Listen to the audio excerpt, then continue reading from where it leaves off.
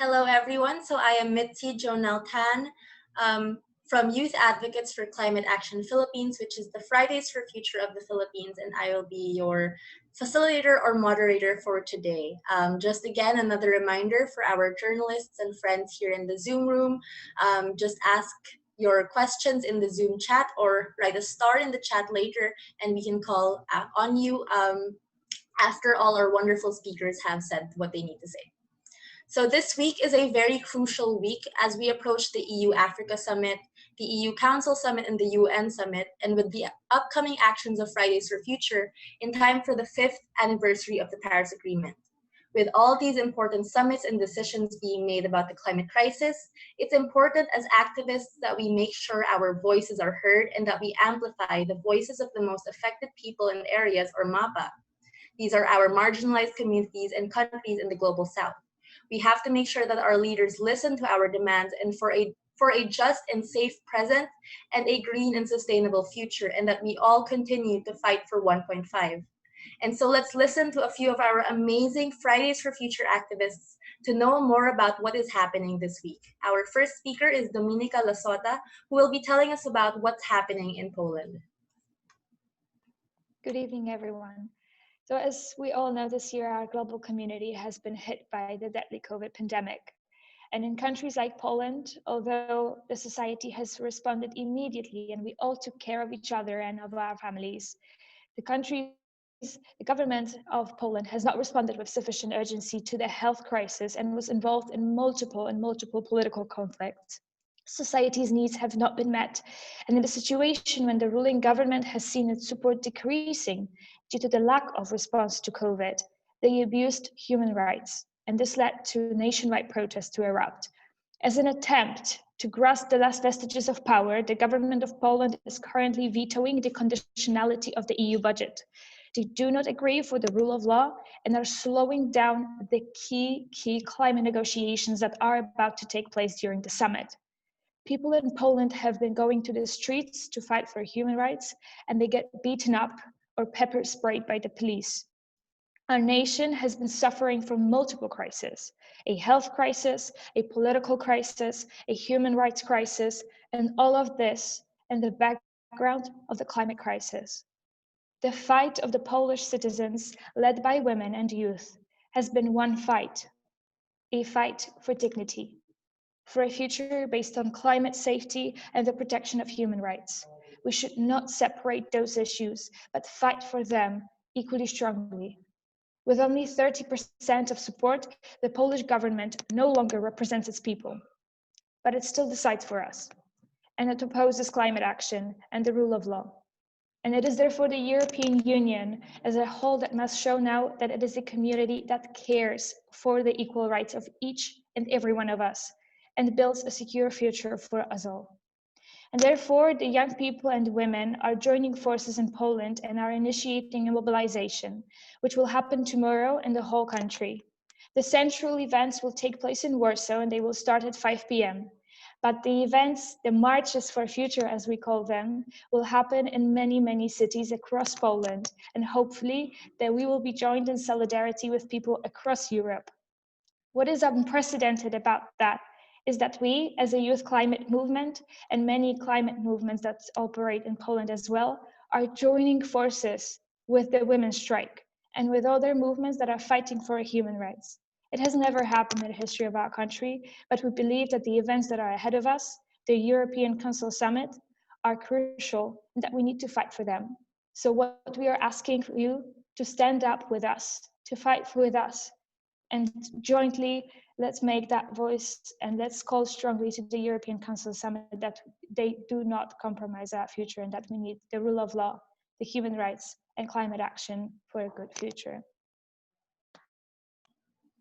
Thank you, Dominika, for reminding us of the need of having an intersectional climate movement and the need to fight for our human rights as well as climate justice. Next up, we have Lili Aschenbrenner from Hungary. Thank you, Mitzi. Thank you, everyone, for being here. Good evening. So first of all, on the topic that Dominika already mentioned, Hungary is also trying to block the EU budget proposal alongside Poland. The leading Hungarian government does not seem to be willing to accept the rule of law being involved. However, they do not represent our entire country. The current COVID crisis has been and still is hitting us hard. We want our leaders to make an effort for a green recovery, not to delay or avoid climate action any further, and recognize their responsibilities immediately. This is clearly not happening right now, especially if we take recent events into consideration. In Hungary, our Prime Minister, Viktor Orbán, does not seem to want to cooperate for the best possible future that we could have. He has the power to change and shift the focus on climate action. That is why we need to pressure him as much as we can in this time, to make sure that the decisions taken by him and the government are for the benefits of the general public. We hope that the rest of the EU will realize how much this means to us and that they will make a stand and show support for both our country and Poland. Our future is at stake. The young people are rising to fight for a united Europe. Youth climate movements from all EU countries came together to convey a clear message to the European Council. Do not compromise our future. In a letter we sent to each head of state in the EU, we clearly said that climate action and the rule of law must both be secure for our future to be based on climate safety and human rights protection. Let us stand together in solidarity and demand from the leaders of the European Union climate action that is in line with the Paris Agreement's goal. The heads of states must abandon the current anti-climate, anti-social policy, and together with us start building a new reality in which we will all have a chance to live in dignity, peace, and prosperity. Thank you. Thank you, Lili, for those powerful words, reminding us how important it is to have a hope for the future, to have a reality that's new and refreshing that we're all fighting for. Next, we have Adélaïde Charliér from Belgium. Thank you, Mitzi. This week is like a crucial moment for so many reasons. But one of them is the European Council Summit happening Thursday and Friday of this week. This European Council will decide on a climate law that includes a carbon reduction target for 2030. What is being negotiated today is far from where we should be if we want to be aligned to the Paris Agreement. Even if we have moved forward, right now, we are still very far from that target, and we are still going to be above the 1.5 degree since our carbon neutrality goals are 20 years late. But this week, our European countries can show that they want more. They can demand for more than what the EU Commission has proposed. And we are expecting from them grand courage for strong ambition. We are expecting higher targets that can take into account the carbon budget left to reach the Paris Agreement.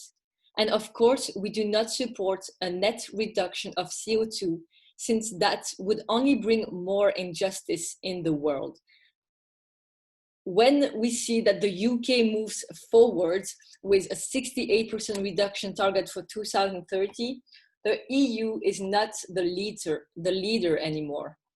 So let's step up our game this week, because all decisions that will not be taken now will fall back on our generation's shoulder. Thank you. Thank you, Adélaïde. So you all heard it here. We have to step up our game. We have to demand our leaders to do more. Next, we have Leonie Bremer from Germany. Thank you, Mitzi. It's crystal clear that the next 5 years need to bring far more decisive climate action than the first 5 years since the Paris Agreement. In the last 5 years, the emissions kept rising. At this pivotal point in time, the European Union has the opportunity and duty to close this gap to what was promised in Paris, to limit global warming to 1.5 degrees, and what is being done. Our leaders in action in the past 5 years have moved us even further away from the compliance within the Paris Agreement. It is clear even the best case scenario for an outcome of the European Council, at least 55% reduction target without shady accounting tricks is far too off track. This would be one step in the right direction, but it does not reflect what the EU has promised in Paris. Action speaks louder than words. And the EU doesn't only fail at home. With its big impact on global climate politics, our decision influences climate pledges in other countries too. Looking at the US election and seeing how much their climate ambition has been influenced by comparing it with our insufficient Green Deal, it was appalling to see that the EU is not fulfilling this enormous responsibility. Seeing that our countries take the EU's target as their benchmark is even more catastrophic and risks a lock in the pathway incompatible with the limiting warming to 1.5 degrees. With this dynamic, there will be no way to prevent the climate catastrophe. Germany has the presidency under Chancellor Angela Merkel. Ms. Merkel and Ms. von der Leyen must lead the way to be a climate leader in the EU with the presidency, and the EU needs to take the global responsibility. Europeans have led the way into the climate crisis by colonializing and industrializing the resources and the planet and the people of this planet. We need to take the most ambitious action to preserve any chance of preventing the triggering of disastrous tipping points. This also counts for the just transition mechanism. Regions that are more impacted by the consequences of the climate crisis need to be compensated by those responsible for increasingly disastrous droughts, floods, and hurricanes. We expect that Germany at least doubles their climate finance and also starts to acknowledge the need to pay the losses and damages by the climate crisis in the most vulnerable regions in the world. Germany is one of the biggest emitters in the world, so we have to pay for the consequences of our action. Climate justice can no longer be pushed aside. To European leaders, I say, you have signed the Paris Agreement, and by that you have committed to global equity. This has already been the compromise you made with the nature.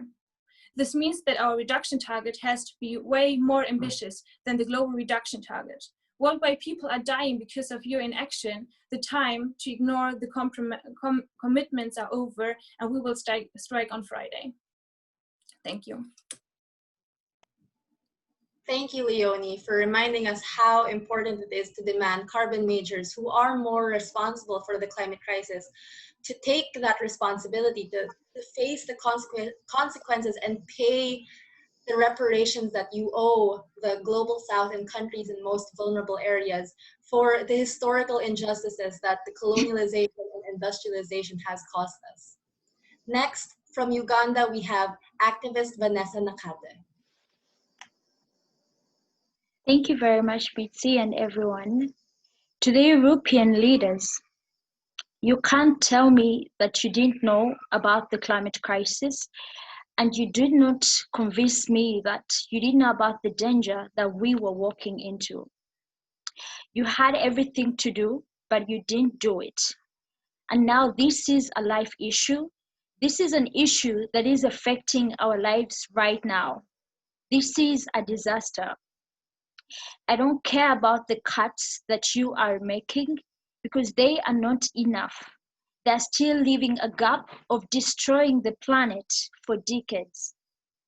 1.2 degrees is already hell for me, for the people in my country, in Africa, and in the global south. Allow me give you a few facts about what you have done to us because of your actions.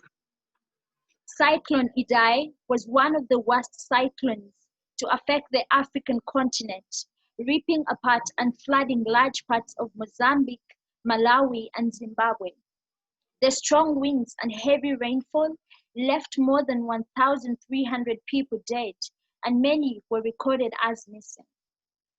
This year, the water levels of Lake Victoria rose as a result of heavy rainfall in East Africa, causing a massive destruction, food crisis, and a water crisis. East Africa was invaded by swarms of locusts brought by heavy rainfall and abnormally warm temperatures, causing a food crisis in many parts of East Africa. And in September, massive flooding in Sudan killed nearly 100 people and made thousands homeless. southern parts of Africa have experienced terrible droughts that are leading to food insecurity and water scarcity. Over 5 years of drought in countries like Somalia have left almost half of the population with little to eat and nothing to drink. Half of Nigeria has no access to clean water. And according to Oxfam, 12 million people in Ethiopia, Kenya, and Somalia are in dire need of food. I will stop here for now, but I hope that you know that this is on you. If you don't know, then you will find out by the end of this press conference that it is your fault that we are in this mess. And I'm counting on the journalists to get this to you. You have seen all the disaster, and this is why the European Union must lead in limiting the global temperatures to 1.5 degrees Celsius. I struggle to find words to talk about this crisis. I want you to understand the urgency. We are in a state of a climate emergency. You already determined our present, which is obviously catastrophic. Now fix the future, and you must start now. Many children have been orphaned. Many have dropped out of school. Many girls have been forced into marriages. Many people's lives continue to get destroyed because of your inaction, broken promises, and lies. We want to see real ambition. We want to see real action. It is time for you to stop this madness. Do not condemn our planet. Do not condemn our home to destruction. Bail out people and not the corporations. You have everything you need to stop this war against the planet and the people, but you just won't do it. We know that our interests are not at your tables, but we'll keep striking and speaking to get them on those tables. We don't want any more unserious targets, missed targets, and failed targets. It is time for you to face the climate emergency, to take drastic action right now. We want deep cuts from you right now. It's time for you to fix our future. It is time for you to fix everything that you have already destroyed. Do not destroy it if you cannot fix it. Thank you. Let's let Vanessa's powerful words push us to keep demanding and fighting for action and justice. 1.2 is already hell. There are people who are drowning and there are people who are dying of thirst. This cannot happen any longer. Next, we have Greta Thunberg from Sweden. Well, I mean, I guess you know what I'm gonna say. It's the same thing as I and as all the other climate activists have been repeating for years, for decades. The message is not new, even though it seems that it's not getting through, it is not resonating. The climate crisis has still not once been treated as a crisis, and unless we treat the crisis like a crisis, of course we won't be able to get out of this situation. And this weekend will mark the 5th anniversary of the Paris Agreement. And of course, then that requires us to look back at these last 5 years and ask ourselves what's really happened. And of course, a lot of things have happened since then. But if you look at the immediate action that we need right now, it's like we are still in a state of denial. The action needed is nowhere in sight. And it's still just empty words and promises, and we need to move from words to action, and we need to stop focusing on goals and targets for 2030 or 2050. We need to implement annual binding carbon budgets today, and we need to include the aspect of equity. Europe signed the Paris Agreement, countries in Europe signed the Paris Agreement and thereby also promised to lead the way. And now it's time for European leaders to actually deliver on their promises, to show that they were telling the truth when they promised us a safe future. And as previous speakers have been repeating, people are already dying today. This is not a future crisis. This is not something that will impact people in the future. This is not something that the children in parts of the world where I come from will suffer from. People are suffering today. And it is very tragic that it's not until we, the people in countries like mine, are speaking out, when people are starting to listen. People have been saying these things for us for decades, and we have not been listening.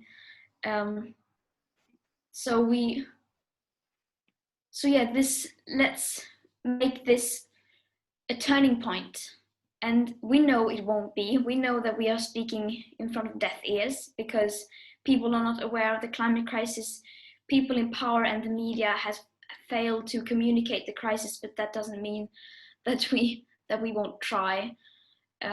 What we need to do right now is to make people aware of the climate crisis and start treating the crisis like a crisis and communicate the situation where we are at. Thank you. So to all our friends in media who are in this Zoom room right now, we need to communicate the climate crisis.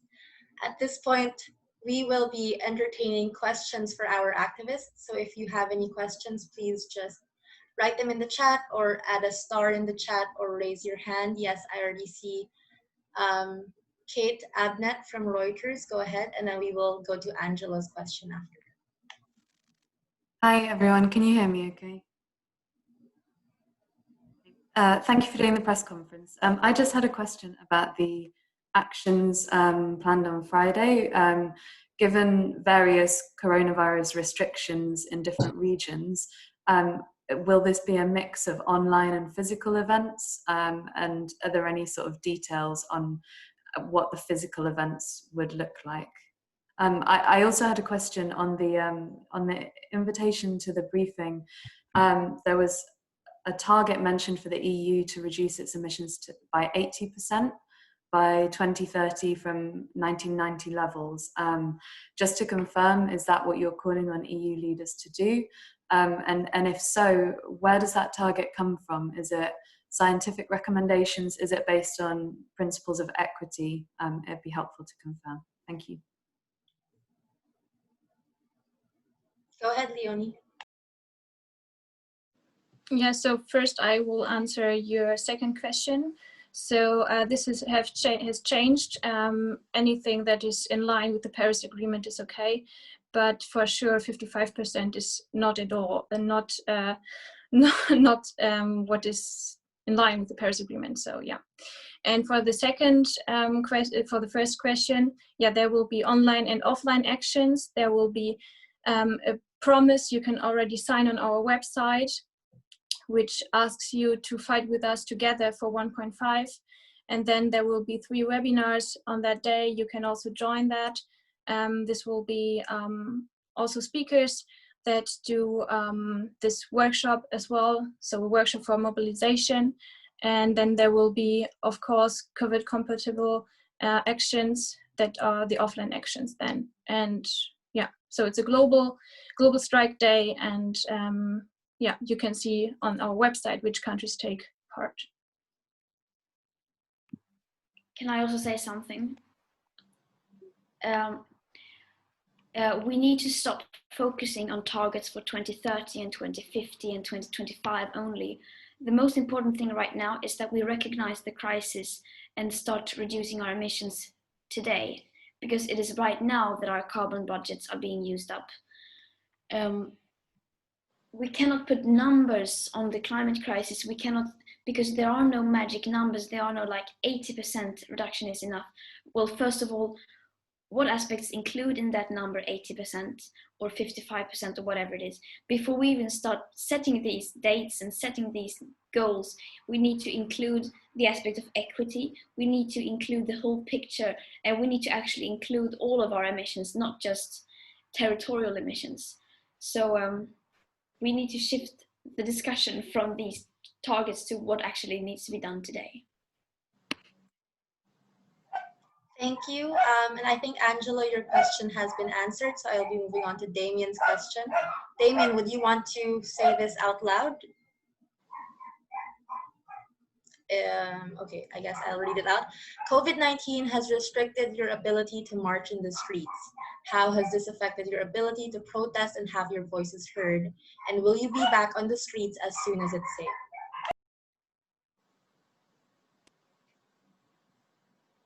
I can just say that, of course, it had a huge impact on our movement, since what we are good at are mainly trying to mobilize ourselves in the streets and be so very close to each other. So of course it had a huge impact, we cannot deny that. But what's incredible is seeing the energy inside of a movement that does not want to die but wants to continue to push through, and all the actions that has continued. Even though we cannot be in the streets, we have been trying to put our message in any platform possible. And that is why mostly today during COVID time, even more during COVID time, we need the help of journalists to be able to spread that message around, because we cannot force everyone to look at us when we are in the streets anymore. So we need your help to spread around the message, because we are being also very affected, not physically, but we are being affected by the consequences of COVID-19, and the climate crisis cannot be ignored, even if we are facing another crisis. Is there anyone else who would like to add to that? If not, we will move on to Alexandra from Euros TV in Poland. Thank you very much. My question is to Greta and possibly also to other girls. I would like to ask you about your ideas for action. What can be done to make it possible for the climate action to reach the very bottom of the society? I mean, those common people who are not necessarily wealthy enough to implement solutions that are eco-friendly. For example, in Poland, we have some pro-environmental programs like the program Clean Air. This is a program mainly focused on exchanging cook stoves and other solutions. Yet the foundation that is being offered is actually too low to people to engage in such programs. For example, me and my mother can't really afford exchanging our cook stove because of the high costs connected with this investment. So what, according to you, can be done to make it possible for the climate action to embrace the whole society, also those people who are not very rich? Thank you.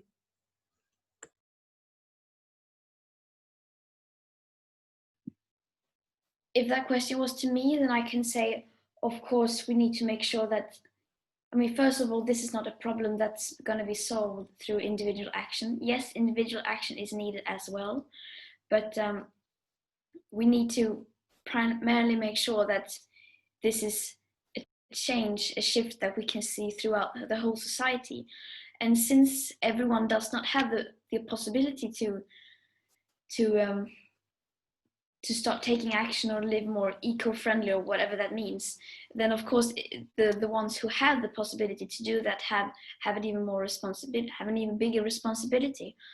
And in order to make sure that everyone is involved, we of course need to make sure that everyone is aware that this is, I mean, we need to reach like a change in the social norm to make sure that everyone understands that we are in an emergency, and to communicate where we are right now.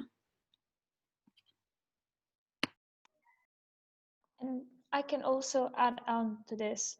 What you mentioned about the clean air policy that has been implemented in Poland, we need to recognize that certain policies in our country, but also in countries around the world, they are not really policies that are aimed to really solve the problem of climate crisis. And many often they are just another version of greenwashing that are not hitting and that is not targeting the real root of the problem.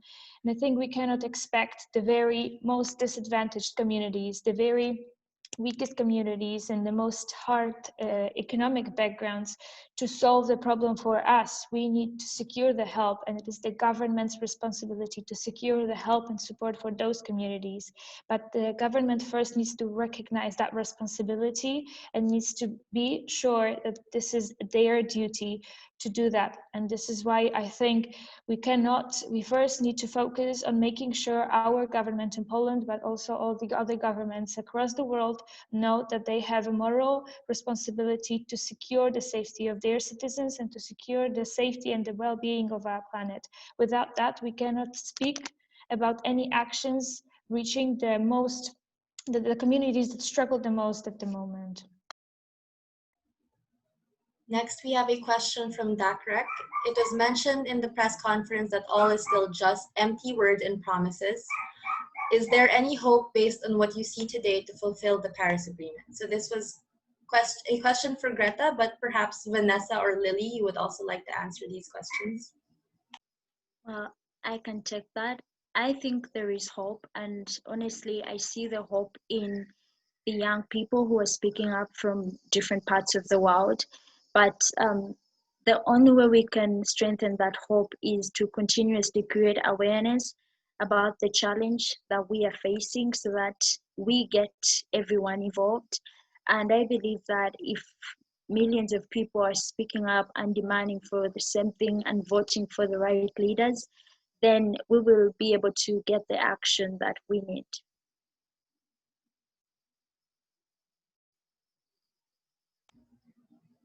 Does anyone want to add to that? Leonie? Yeah, so of course there's hope. We won't do that if there wouldn't be hope. And I think what I also said before, we need to focus on the next 5 years. We can talk about 2030, 40, 50, but if we really focus on the next 5 years, what we can do in this time, this can change a lot. And this is where my personal hope goes right now, to really push the next 5 years. And yeah, of course there's hope, and this is why we are doing that. Next, you'll have a question from Samuel from Associated Press. Are you still here? Yes, good afternoon. You said a bit earlier that the EU target of reducing emissions by at least 55% by 2030 is not enough, but there is even a chance that EU leaders will not agree on that target when they meet later this week. Do you think that the European Union's credibility is at stake?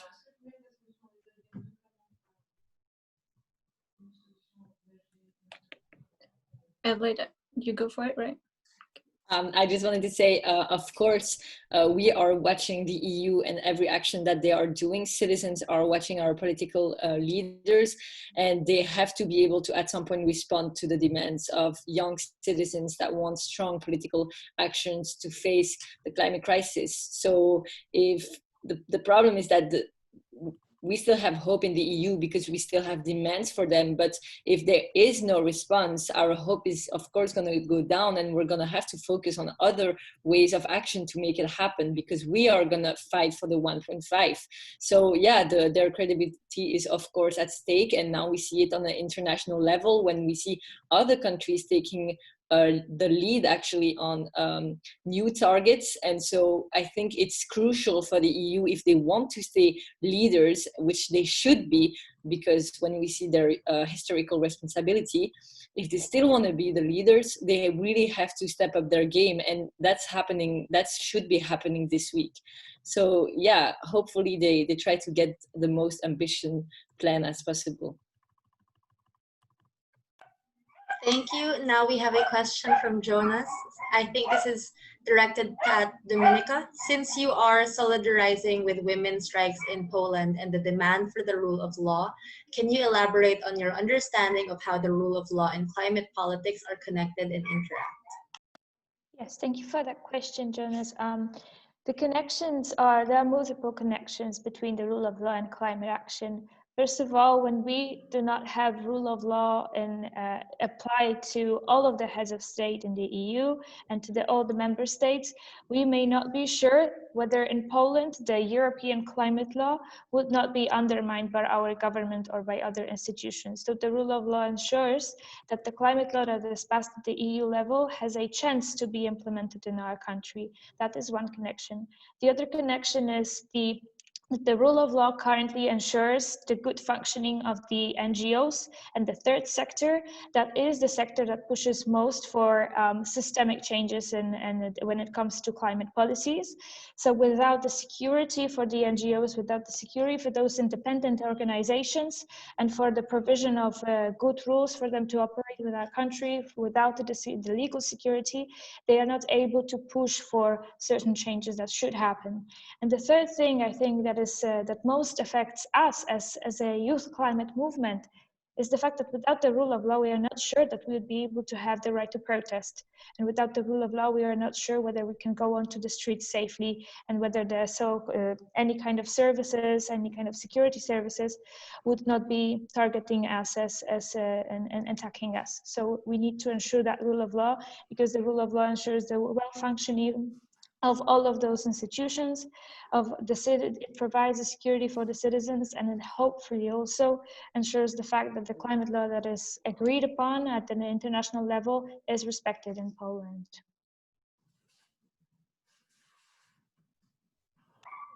Is there anyone else who would want to add to that?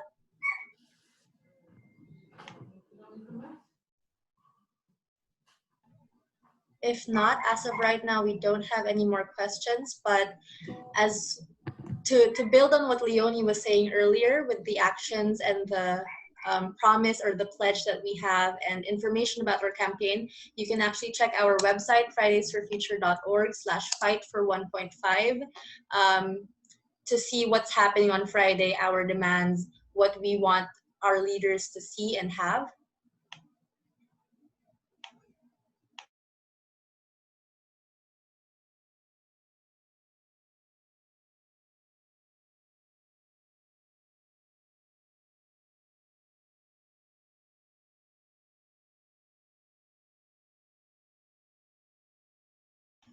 If we don't have any more questions, one last round from our speakers. Is there anything else that you want to say before we bid our journalists goodbye? Any last parting words? Yes. I just want to add that we will send another email in like 1 to 2 hours with the website again, with pictures of the speakers, and then also with the information you have just mentioned, Mitzi. This is the only thing I would like to add. I would personally just add thank you to the journalists, because again, we really need you to pass this message to European citizens and even world citizens. We actually just got a question. So before Dominika, I think you wanted to say something. Who wants to answer this really important question? But why do we think that the climate crisis is so political? Very loaded question, but important to answer. Yes, Adélaïde, go ahead. I really don't think it's a stupid question. I think, like Greta said during the press conference, the actions of citizens is of course crucial, and we have to be, we need all citizens to be ready to change and to already change if they can. But at some point, we we see that they are blocked and we are blocked because we cannot face this huge emergency by only little actions. We need to drastically change the way our society works, the way our system works.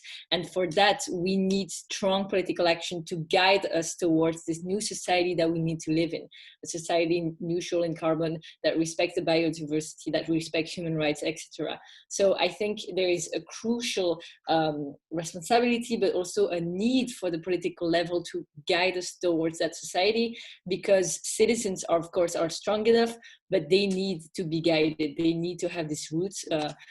Also, if we want this transition to be just, because like I said, citizens can be quickly blocked if they want to do this transition on their own. They can be blocked for several reasons, whether it's where they live, whether it's their wallet, etc. But by the end of the day, they need this. They need to be able to do that transition, and for that, they need the political level to give them a hand towards the transition. So it is a very political question. I hope that. Does anyone want to add anything? I think Lili. Yes, thank you. So the climate crisis is inherently political, as we can experience, for example, in my country as well.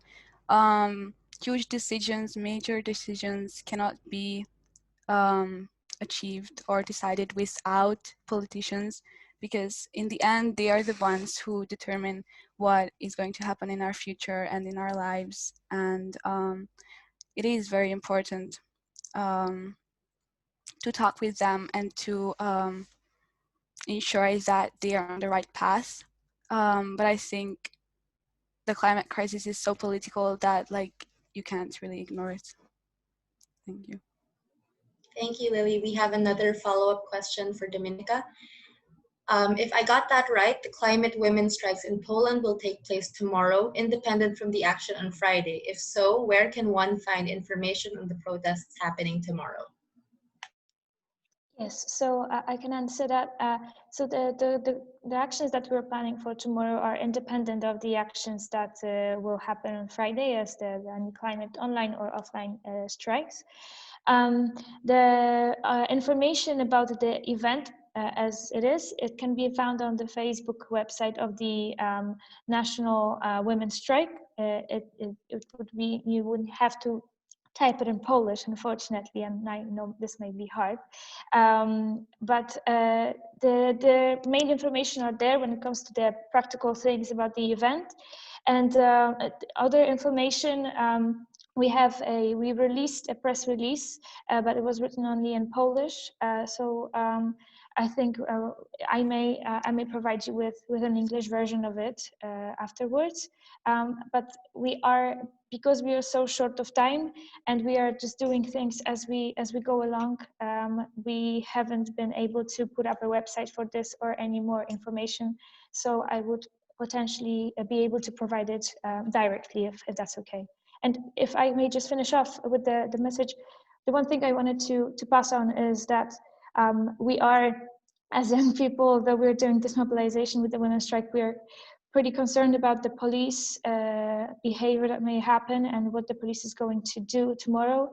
So if I may have a final message, this would be, please look at what is going to happen in Poland tomorrow, because the media is providing us safety as well. So any safety measures that we can put in place, this will potentially be, it may offer us some more comfort in this demanding day tomorrow.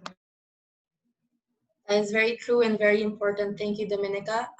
The Facebook link that she mentioned earlier in the press release in Polish, we will include in the email that we will be sending out in an hour or two, so that anyone who wants to see it can also help support and bring light to what's happening in Poland, especially to also help keep our activists safe.